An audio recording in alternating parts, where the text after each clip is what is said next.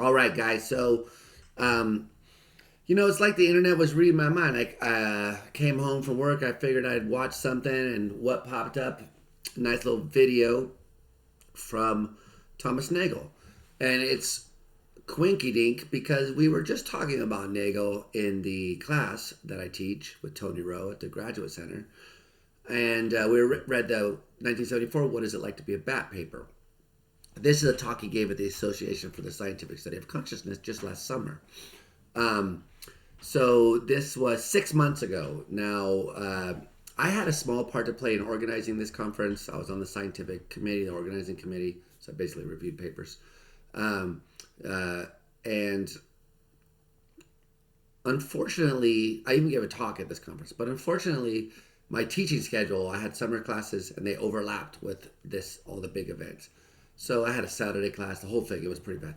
I even had Friday. Did I have a Friday class? I forget. I had a pretty messed up schedule that summer. Anyway, so I've been meaning to check this out. There it was. Also, I saw something in Savory thing that brought up some bad memories, but I might address that in a separate thing. Anyway, so this talk is called Psychophysical Monism as an Ideal. Nagel talks slow, so we're going to be adjusting his speaking to our listening.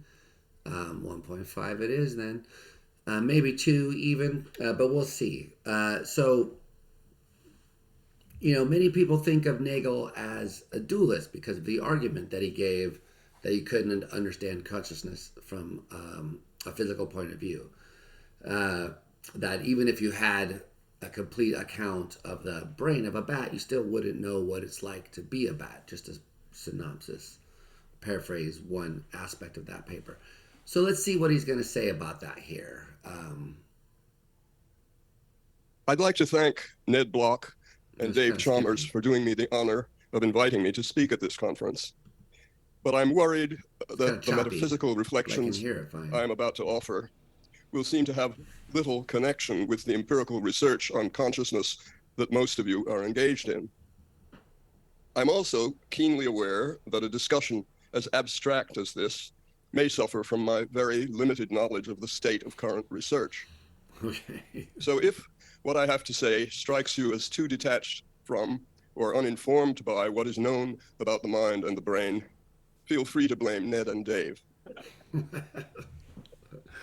Oh, Nagel's got jokes. I believe that the conceptual scheme of our natural language is dualistic. It distinguishes between mental and physical events and properties, and while recognizing that there are many systematic connections between them, clearly implies that they are never the same, that they are different in kind. Physical phenomena are part of the spatio-temporal order and can be observed by perception. Mental phenomena appear within the point of view of an individual subject and cannot be perceived from outside by another subject. Okay, so these are the ordinary common sense concepts of these things, right? Physical objects can be perceived, they're out there. Many people can perceive them. Mental things can't be perceived by other people, just by their owner. Okay, and that this is in the language, that we have different concepts. Okay. Whereas physical objects and physical phenomena don't have a point of view. This conceptual dualism is the basis for a philosophical argument for metaphysical dualism. Yeah. It goes back to Descartes. We can clearly conceive of the body existing without a mind, or the mind existing without a body. We can clearly conceive of a physical organism behaviorally, physiologically, and chemically indistinguishable from you or me, but which nevertheless has no inner subjective mental life. A zombie in the technical philosophical sense. Yes, we certainly seem to be able to clearly conceive of that. Yes, if we take what is clearly conceivable to be evidence of what is possible, seems to be clearly conceivable, this seems to show that one of them really could exist without the other, and that means that in an ordinary human being, the mental is something in addition to the physical and not identical with any part of it. Whether it is an additional thing or just an additional set of properties is a further question. This metaphysical... So there is the distinction between property dualism and substance dualism. which I don't know how much people care about it anymore. I think substance dualism is less popular in amongst philosophers, and property dualism is probably more popular, and therefore the property dualist can say there is a physical brain and it just has non-physical properties, experiential properties, phenomenal properties, if you like. But that way they can still say, if they want to, that there is a physical substrate. It's just that the physical stuff has physical and also non-physical properties. That's different than substance dualism, which says that there's a non-physical substance in which the mental non-physical properties occur. They don't occur, they're not attached to a physical thing. So property dualism, I think, is probably preferable to some people. Interesting. Dualism has been strenuously resisted, mostly by denying the conceptual dualism from which it derives. In different ways, philosophers in an analytic tradition that includes Gilbert Ryle, J.J.C. Smart, Hilary Putnam, and many others. These guys think you can give a definition of the mental in terms of behavior or functions or some other thing. Okay. Tried to show that the surface appearance of our mental concepts is misleading, and that proper analysis will show that they don't imply the existence of anything that is not part of the physical world.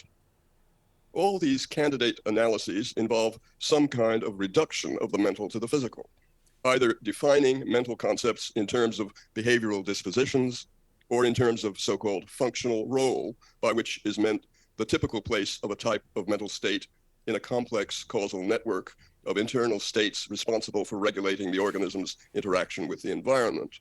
Yeah, so, this is something we were just talking about recently on this in a previous video, but this is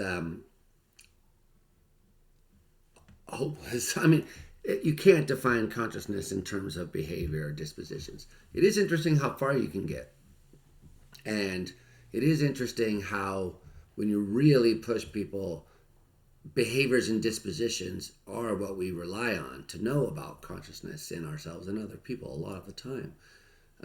Especially, like, consider Descartes. I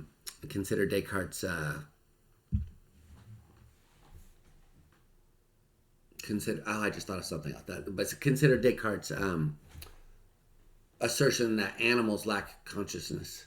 So a rat, according to Descartes, has no conscious experience. Or a horse, according to Descartes, has no conscious experience. To many people, that's going to be kind of shocking. If you ever met a horse, they certainly seem like they have conscious experience.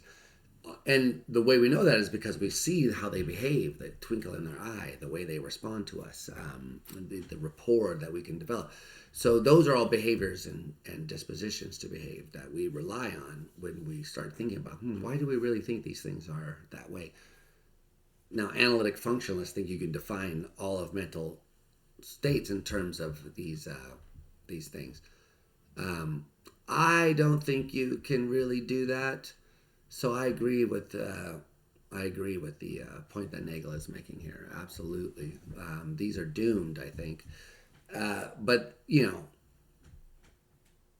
they should be doomed. They don't.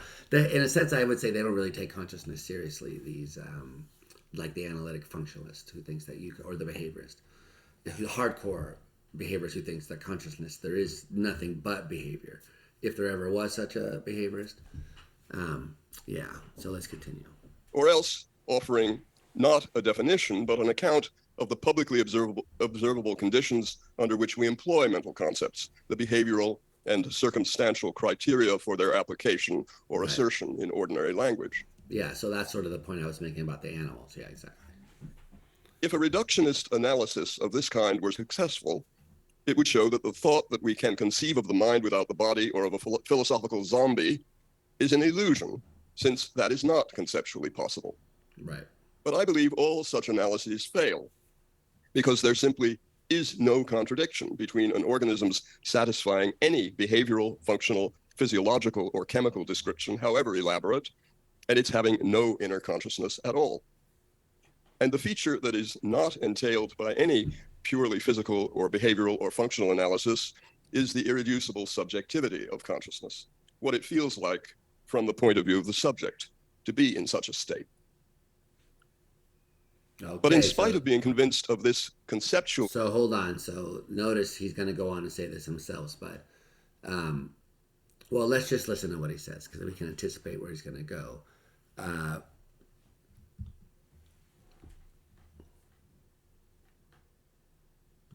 Irreducibility, I still want to resist dualism. so let's just rewind that back so we No, make sure that we there see what simply the argument is no contradiction between an organism's satisfying any behavioral, functional, physiological, or chemical description, however elaborate, and it's having no inner consciousness at all.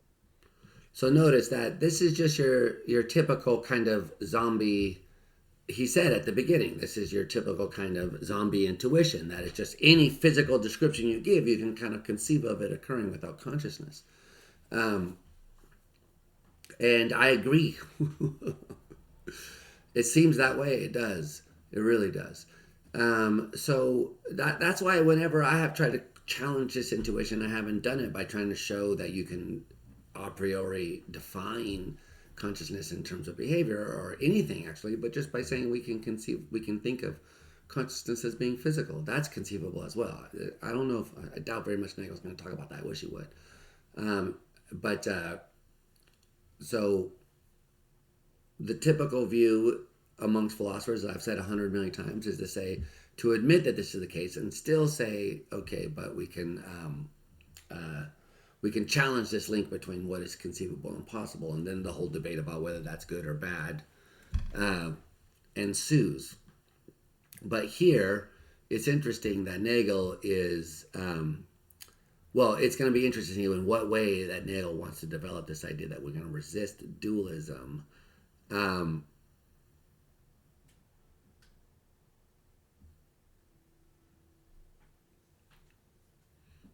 Yeah, I mean, because the way I think about these things, just to zoom back over here for a second, the way I think about these things, consciousness being physical or not physical,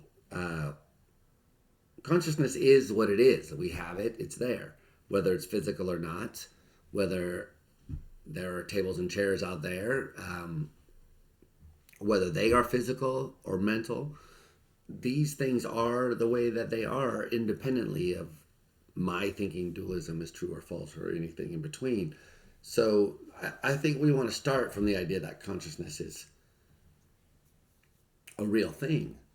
And then we want to be led to a way of thinking about that. So, I'll have questioned this idea that maybe the dualism in our concepts is really more like human and animal when people say humans aren't animals, when in fact we are a kind of animal, just a special kind. So when people have these conceptual dualisms between mental and physical, it might be like that. Nagel's here arguing that it's not, it's more. That there's somehow an entailment that they can't be the same kind of thing. I think you just have one that's the concept of being out there and publicly observable, and the one that's being in here, not publicly observable. It's not really committal on what its metaphysical natures. But anyway, so I wonder how he's going to develop this. I know he's going to say he wants to resist dualism. I don't think Nagel is a dualist. A lot of people accuse him of being a dualist.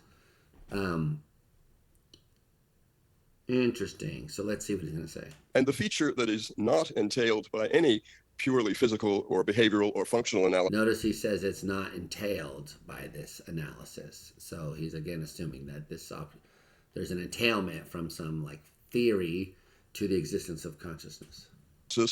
Is the irreducible subjectivity of consciousness, what it feels like from the point of view of the subject to be in such a state.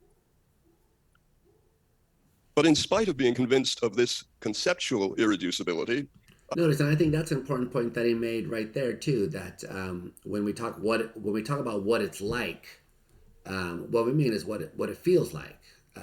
So, what it feels like from the point of view of the subject is what we mean to be picking out when we say there's something that it's like for the subject.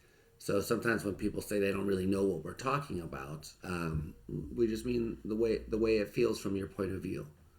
That's what the subjectivity of consciousness is.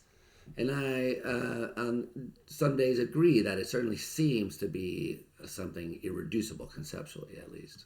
Feels like from the point of view of the subject to be in such a state. But in spite of being convinced of this conceptual irreducibility, I still want to resist dualism. Not only Cartesian substance dualism with its separate soul, but also property dualism, according to which conscious living organisms have mental properties and states that are distinct from all their physical properties and states. I suspect that in spite of what our natural language concepts seem to imply, the truth, the truth lies in some form of monism. More specifically, I suspect that conscious mental properties and their neurophysiological conditions are not distinct, but are inseparable aspects of some one thing for which we do not at present have a concept. Oh, interesting. Okay, so Nagel is going to be arguing for a kind of pan-protopsychism or neutral monism. Is that what he's arguing for? That there's some underlying stuff which presents to us as physical and mental, but really is underneath it something else and distinct from those? Okay, I did not know that. Mental properties and their neurophysiological conditions are not distinct, but are inseparable aspects of some one thing for which we do not at present have a concept. I mean, sounds like Nagel could be an idealist, right? Interesting. Which our natural, mental, and physical concepts represent incompletely and inadequately. This is a position with a long philosophical history, going back to Spinoza. It is sometimes called neutral monism. Hot damn, I did not know that Nagel was a neutral monist. Okay, so interesting. The idea that there is some kind of thing which is neither mental nor physical. Yeah, I've always been very suspicious of that kind of view. I did try to talk on my podcast Consciousness Live with one person who endorsed a kind of neutral monism. And I found it very puzzling. But yeah, interesting. Okay, so let's see what he says. Sometimes dual aspect theory. It would mean that the conceivability argument for dualism fails because although the relation between the mind, the mental, and the physical is in fact necessary, our incomplete concepts make it seem contingent. I mean, that's the same as... Oh, an ad. NYU needs money. When you buy music gear from Sweetwater, you get more than just what's in the box. A whole lot more. Every piece of... The hypothesis of metaphysical as opposed to conceptual monism seems empirically attractive. Our knowledge... Wait, hold on, ad. You ruined my train of thought. What is it? So, this idea that our concepts make a necessary thing seem contingent is an old idea. The identity theorists had a version of this. Phenomenal concept strategy is a version of this. So I don't think you need to go all the way to neutral monism to make this point. But certainly if neutral monism was true, we don't have concepts for some kind of weird third neutral thing that's neither physical nor mental. And to what degree is neutral monism really different than like transcendental idealism or analytic idealism? These things I do not know. I wonder if he's going to talk about them. It seemed contingent. The hypothesis of metaphysical as opposed to conceptual monism seems empirically attractive. Okay. The hypothesis of metaphysical as opposed to conceptual monism seems empirically attractive. So we have empirical reasons to reject conceptual monism, but empirical reasons to accept metaphysical monism. It seems empirically attractive. Because of the correlations between mind and brain, is that why? As opposed to conceptual monism seems empirically attractive. Our knowledge of the empirical relations between consciousness and the brain is only at its beginnings, but it seems natural to assume that nothing happens in consciousness without physical conditions, and that the relations are systematic. Whenever we observe such systematic correlations in nature, it's natural to speculate about the possibility of a deeper connection based on a better understanding of the true nature of the phenomena that seem distinct. Of course, if, as I believe, our present concepts are still dualistic, empirical research on the relations between consciousness and the brain will remain dualistic in form for the foreseeable future. That is, it will be research on the objective neurophysiological or functional conditions of subjective mental phenomena. But I think it is reasonable at the same time to have in the back of our minds the idea that a true theory may require the transcendence or extension of our present concepts of the mental and the physical as part of a new type of explanation which reveals the most basic relations between them to be not contingent but necessary. I want to try to say what this would mean and how having in mind the possibility of such a theory might indicate directions of research. Okay. Really interesting.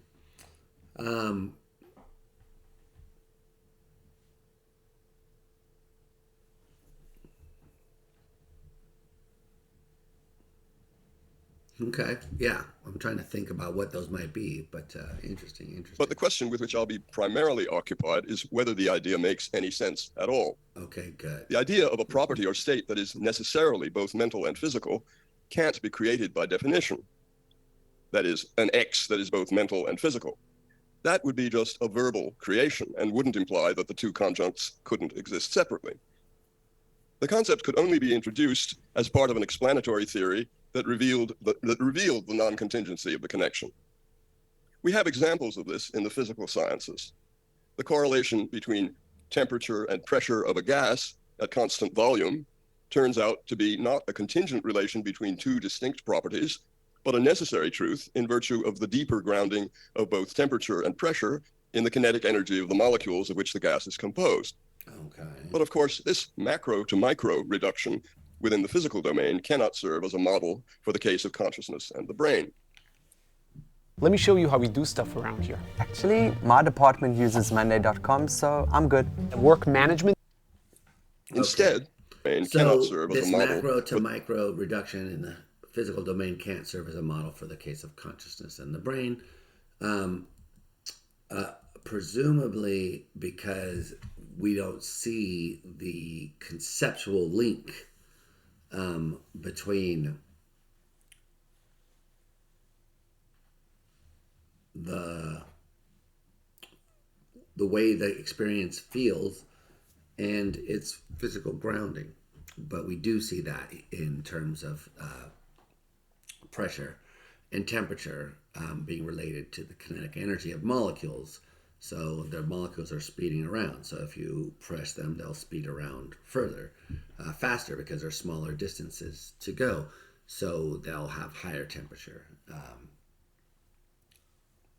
Pretty straightforward, you might think. So, okay, so, that's the standard view. We don't have to rehash all that stuff, but I want to see what similar thing could you give in the case of consciousness? Sure, in the kinetic energy of the molecules of which the gas is composed. Okay, so but of course, this macro to micro reduction within the physical domain cannot serve as a model for the case of consciousness and the brain. Instead, we must be open to an identification of both the mental and the physical with something that is neither mental nor physical in the usual sense, but which necessarily has both of them as essential aspects.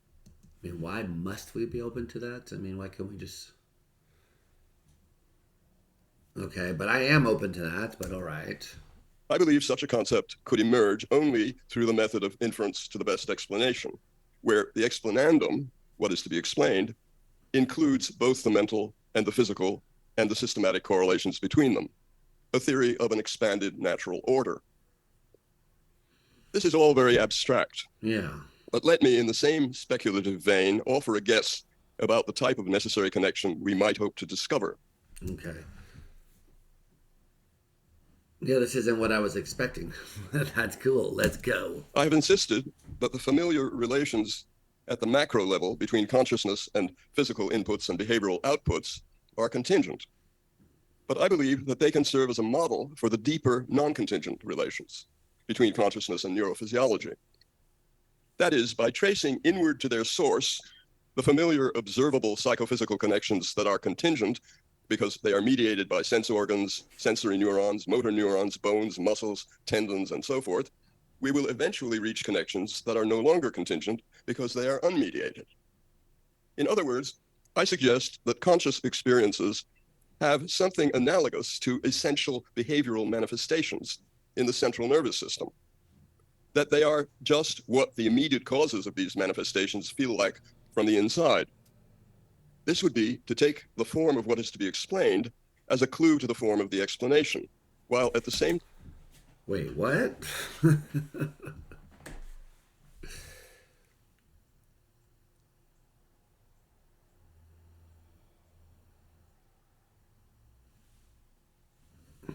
Let me check this one more time before I say what I'm thinking. per non-contingent relations between consciousness and neurophysiology. That is, by tracing inward to their source the familiar observable psychophysical connections that are contingent because they are mediated by sense organs, sensory neurons, motor neurons, bones, muscles, tendons, and so forth, we will eventually reach connections that are no longer contingent because they are unmediated. In other words, I suggest that conscious... Unmediated?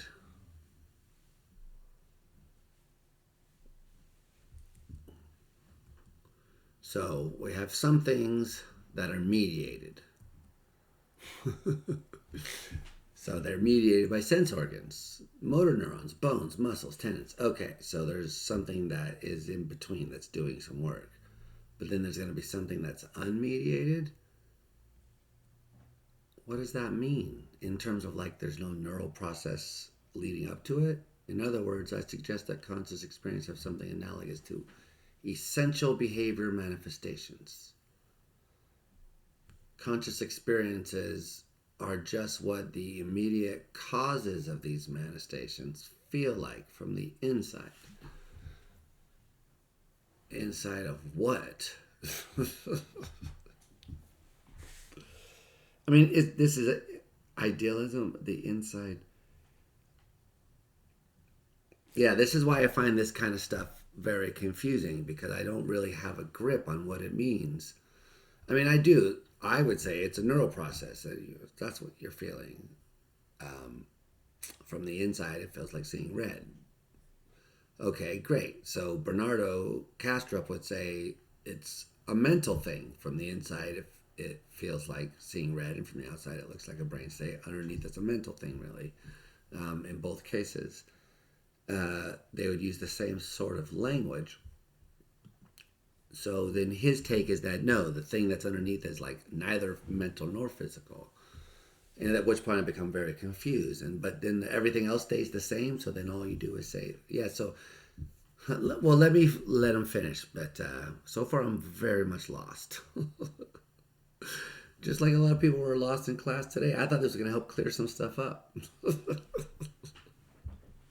of these manifestations feel like from the inside. This would be to take the form of what is to be explained as a clue to the form of the explanation, while at the same time coming to see regularities that appear contingent as based on something necessary at a deeper level. Okay. Take pain, for example. Go right. At the macroscopic level, it is typically caused by injury, causes behavioral avoidance, and operates as negative reinforcement. But all these connections depend on input and output pathways that are not among the necessary or sufficient physical conditions of pain. There is a central state. All these connections depend on input and output pathways that are not among the necessary or sufficient conditions of pain, because they're not necessary, because you can have pain without those things, like phantom limb pain, for example. And they're not sufficient because you can have those things without pain, as in the case of severe shock or dissociative states, etc. Okay, great, get that. Or sufficient physical conditions of pain. There is a central state, however, which is at the meeting point of these causes and effects, the terminus of the causes and the origin of the effects.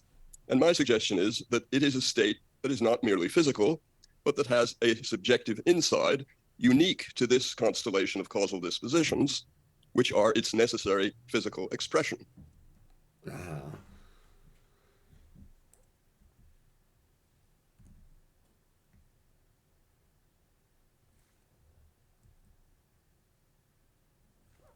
That's interesting that it says it's not merely physical, but has a subjective inside, because he says he wants to keep monism. I mean, I understand that he's got this conceptual dualism, but it really does sound like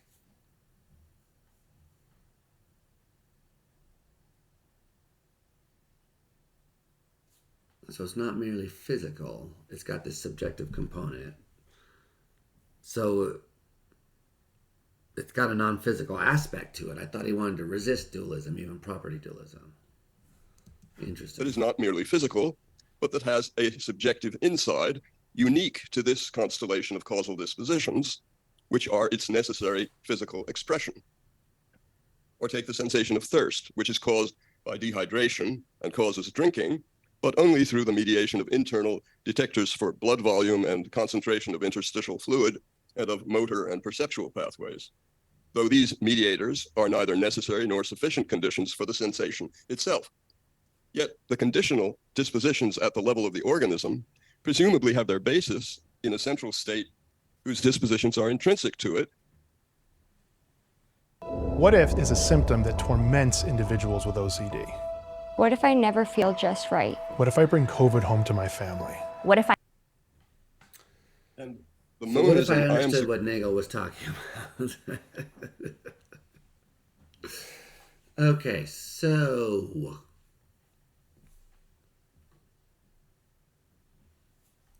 yeah, I get what he's saying. There's going to be some state of the organism which has as its essential attribute causing these things and being caused by those things. Okay. Let's suppose there is. That's questionable, one might think, but let's suppose there is. Instead of saying that is pain, but we don't understand how it could be, he says, well, that's what it feels like from the inside for the state to be there, but the feeling like from the inside is not a fully physical part of the state. So now I really do feel like I don't know if he wants to endorse a kind of monism, but I don't really see where I say monism here, but I don't really see where the monism is. Positions are intrinsic to it. And the monism I am suggesting holds that the physical description of that state is incomplete, because there is also something it feels like to be in it, of which these dispositions are the unmediated physical expression. The view is monistic because it holds that in such cases, the experience and the physical state are necessary and sufficient conditions of each other, but denies that either causes the other. Rather, the experience and the physical state have the same causes and effects because they are simply the inner and outer aspects of a single state, which is incompletely described by exclusively physical or exclusively mental concepts. Okay.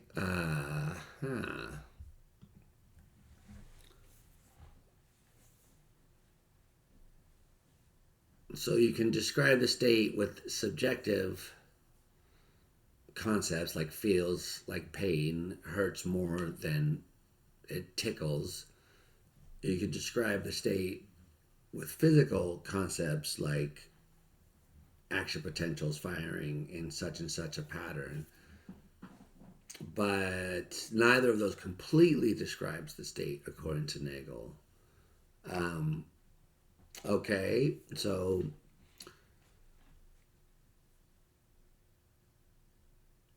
therefore then there's a third kind of neutral stuff of which these are both expressions. I don't see the leap. I don't get the leap there.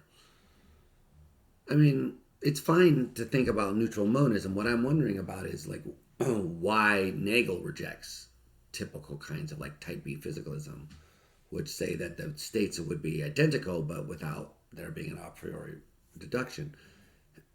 He must have some reason for just thinking that there's something weird about that besides brute identities, which everyone agrees is weird but not impossible.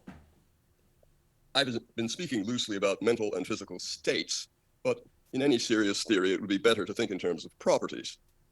Then the claim would be that the property of experiencing thirst is identical with some neurophysiological property of the organism, and the relation between the two is necessary because each of the two concepts picks out a single more fundamental property by a different non-contingent but incomplete description, one by its subjective mental aspect, the other by its objective physical aspect. So wait a minute, one more time for the cheap seats. Some neurophysiological. Then so the claim would be that the property of experiencing thirst identical with some neurophysiological property of the organism. Okay, so he does say they're identical. You might think.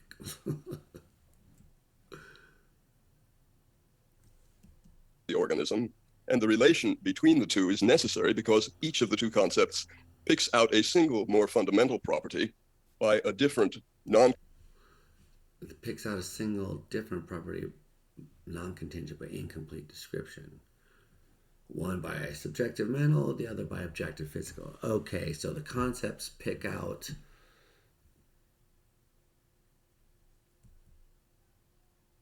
because each of the two concepts picks out a single more fundamental property. So the concept of the physical state of brain state X and the concept of the pain feeling thus and such, both of those pick out not the physical state according to him, but some more fundamental property. By a different non-contingent, but they pick it out by something that's incomplete. So what is this? Complete description, one by its subjective mental aspect, the other by its objective physical aspect. It is worth noting the relation of this view to functionalism, with which it shares structural features, even though functionalism is a reductionist theory usually proposed in defense of physicalism.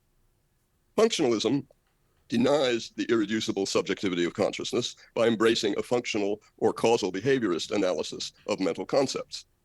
Neutral monism, of the kind I am suggesting, rejects any such conceptual reduction, but nevertheless makes use of something like the functionalist framework, not as a conceptual analysis, but as a set of familiar facts about the observable conditions and consequences of mental phenomena.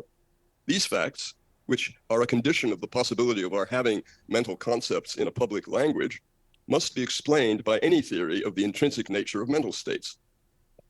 According to neutral monism, that nature is mental from the inside and physiological from the outside, and provides the ultimate explanation for the causal roles of mental states identified in functionalist theories. I mean, so it sounds like pan-proto-psychism to me, which says that there's some kind of not consciousness, but consciousness-related property. But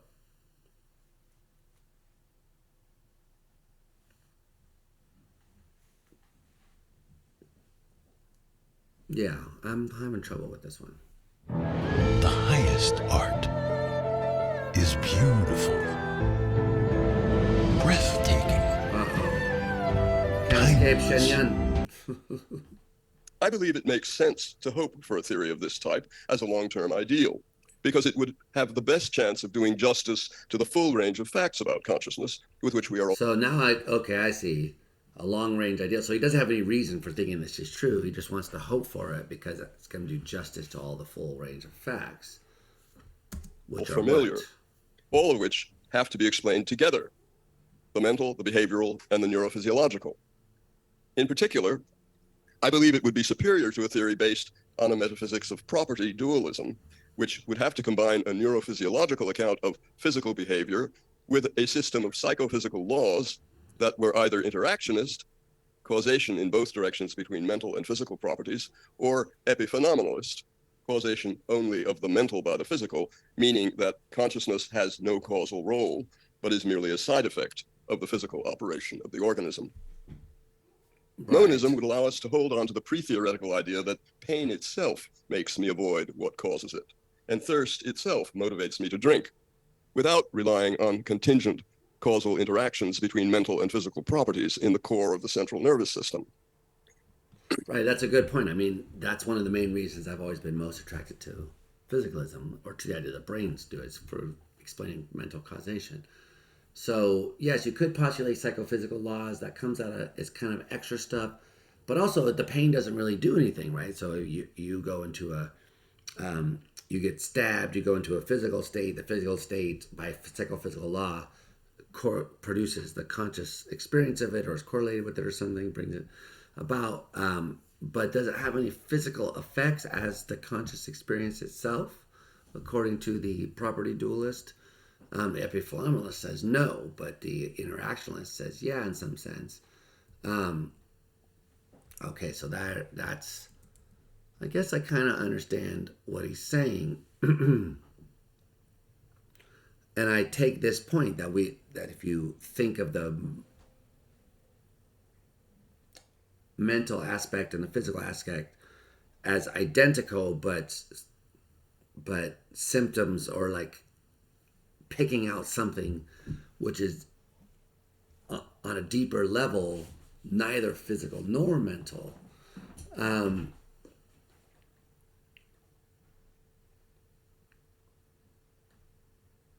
I mean, I see the advantages of that kind of view. It is interesting, so let's continue. Interactions between mental and physical properties in the core of the central nervous system. This is still very abstract, and I don't mean to suggest that I've made these monistic properties comprehensible. Yeah, good, because I don't comprehend.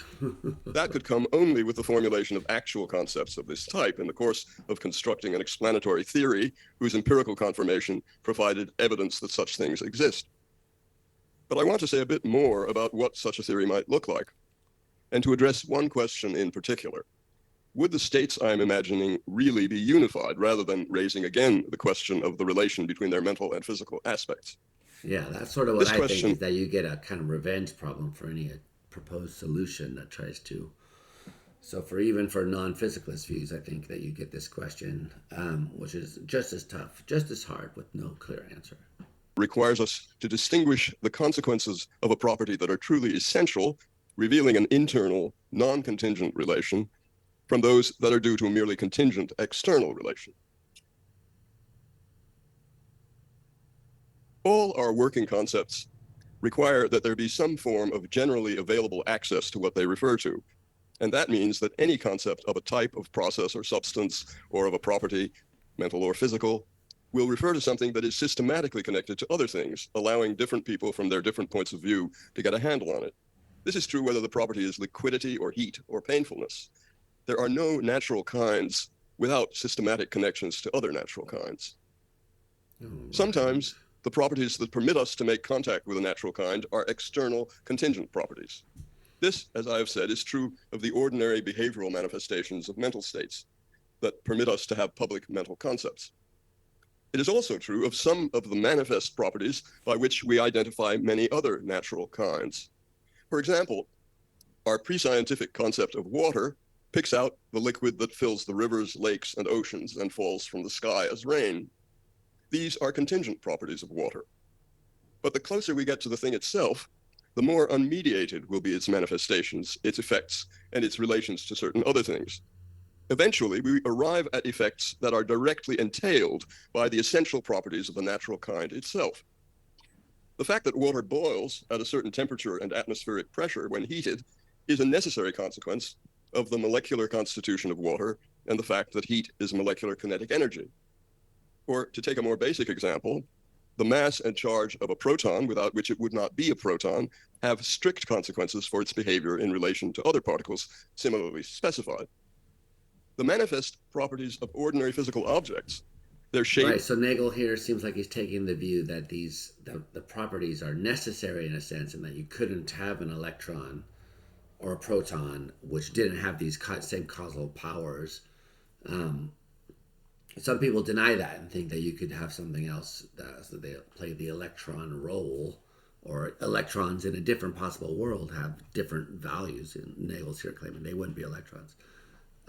So, all right, interesting. Size, weight, color, and texture, for example, already have necessary consequences for their interactions with other things whose properties are specified with sufficient precision.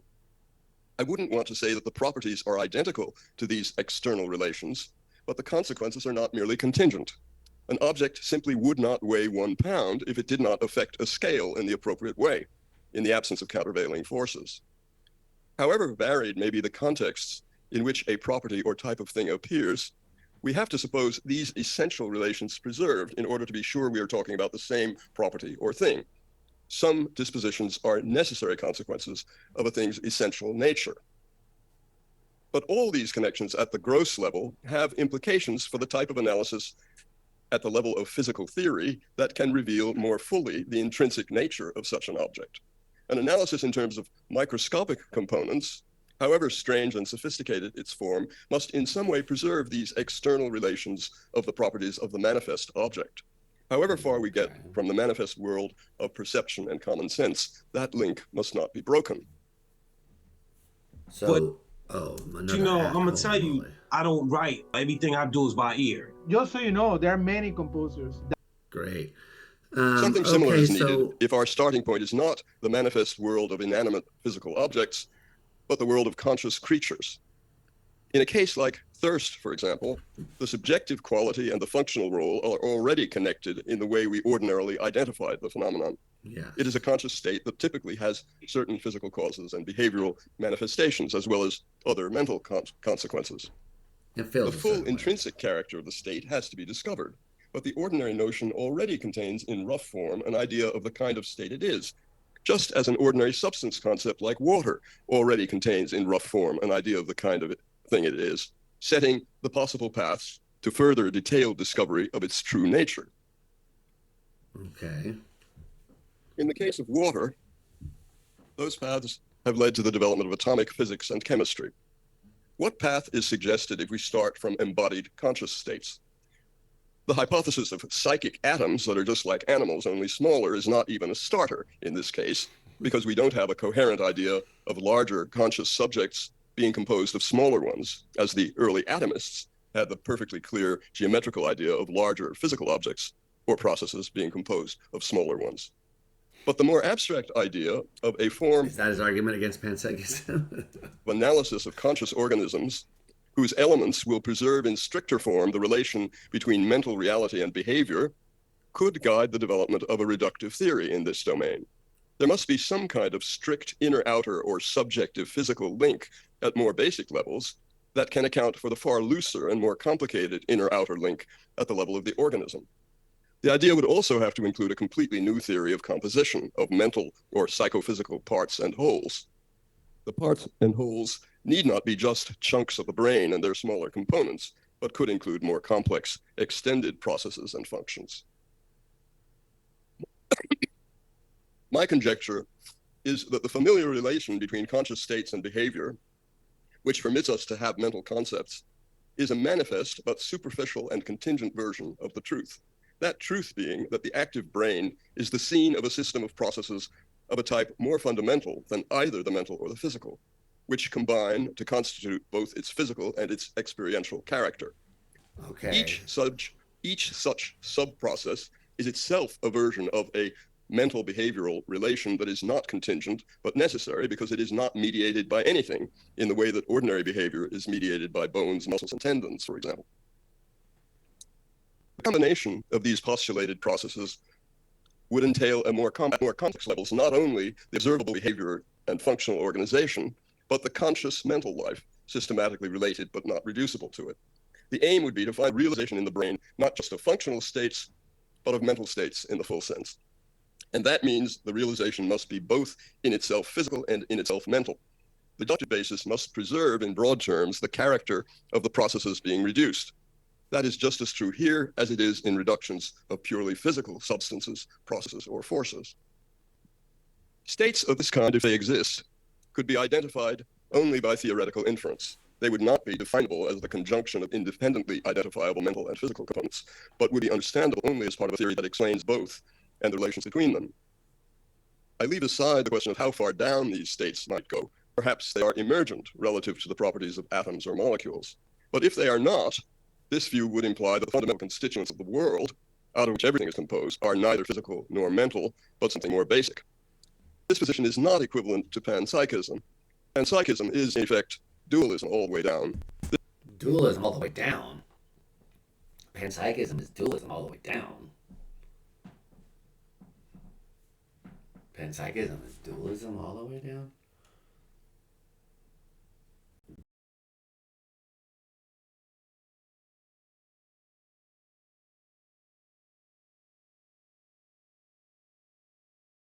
Dualism.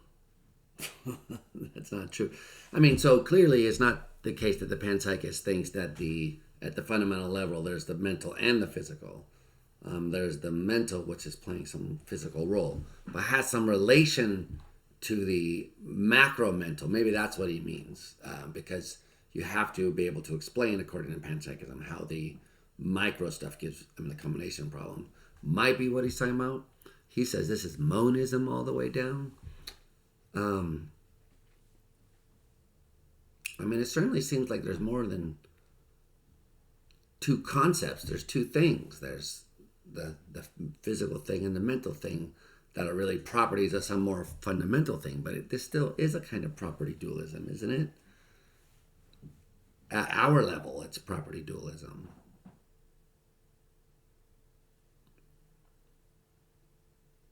I don't really know what the advantages of this view over like traditional kind of idealism is, to be honest. I would like it to be the case because it sounds like, more physically inclined to say it's neither mental nor physical. But at the same time, I don't really understand what it would mean to be neither mental nor physical. Well, to say it's not physical is to say you can't perceive it. And it's not out there in the physical world. To say that it's not mental is to say that it's not in my subjective stream of consciousness. It's not something that I can come across in my experience. So I can't experience it, and it's not a part of the external world. I guess that's what it would mean to say that it's... but why think it's not mental?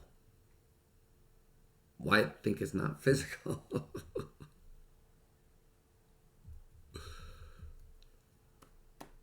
Yeah, it's very... I would like to understand neutral monism more. I'm sure people will tell me in the comments how I'm misunderstanding neutral monism.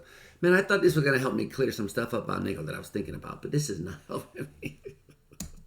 I'm all the way down. Oh, my goodness. If we see the inferred monistic I'm going to have to be cutting this out pretty soon. I'm going to have to come back and finish this later, but let's see if I can do a little bit more. If we see the... Hold on. All the way down. If we see the inferred monistic explanatory concept as a purification of the ordinary concept of mind, with the sources of contingency in the mental behavioral connections gradually removed as we close in on the thing itself, I think we can resist the objection that it doesn't have the true unity of a single property, that it is a mere conjunction of the experiential and the physiological. Want work to go smoothly? You just need to know the right steps. With Asana... Okay, so... But I have to enter a large caveat. Wait, hold on. So I think he was saying sort of addressing what I was semi-objecting was that there are two properties, at least at our level. So okay, is it more than just those two properties joined together is what he's trying to... Unity of a single property, that it is a mere conjunction of the experiential and the physiological. But I have to enter a large caveat in closing this extravagant exposition. I think we will have reason to believe in the truth of such a monistic theory only if the observable facts, both mental and physical, cannot be explained without appeal to such unified properties. Okay. Or perhaps only if the best explanation must appeal to them. Right, so what's the reason for thinking that's true? If it appears that there is an equally good explanation of the entire physical course of events associated with thirst or pain, for example, from physical causes to behavioral effects using only physical concepts and physical laws, then there would not be sufficient reason to regard neutral monism as more likely than property dualism, with mental phenomena being explained by epiphenomenalist psychophysical laws. So neutral monism is, I think, hostage to the fairly radical condition that subjective consciousness, or something more fundamental that entails consciousness, is essential to the explanation of behavior. Finally, I suspect the most... So then zombies are not conceivable on his view? They might be conceivable because there's no conceptual link, but they're not really possible. The most promising place to start on this quest is with experiential affect, positive or negative, where the link with behavior is most direct. Mark Solms has recently made a persuasive case that the core of conscious experience is not perception or cognition, but affect.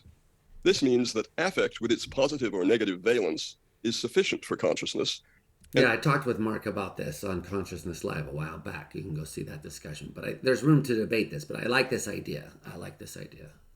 That when other mental functions, which can also operate unconsciously, are conscious, it is because they're enlisted in the service of affect. This suggests that if there is evidence for the kind of psychophysical monism that I think we should be looking for, it would appear in its purest form in cases of biologically based basic affect, bodily pleasure and pain, hunger and thirst, and their satisfaction, for example. What I have offered is pure speculation. To describe the logical characteristics of such a theory is not to produce it. That would require a conceptual creation in the context of discovery that makes conceivable what at present is inconceivable, a hidden necessary connection. But it won't be possible even to consider such a solution unless we have an incomplete conception of it in advance. And that requires the willingness to contemplate the idea of a single natural phenomenon that is in itself and necessarily both subjectively mental from the inside and objectively physical from the outside, just as we are. All right, so... Okay, hold on. So that's the end of the talk, holy moly. All right, so there's going to be questions. I don't have time to get to the questions. I'm going to have to come back to that. Man, I thought this didn't help. So, but it's very interesting. Is this dualism? Is this monism? I'm going to have to think more about this. So by the time I come back to do the second part, I want to listen to the questions and discussion.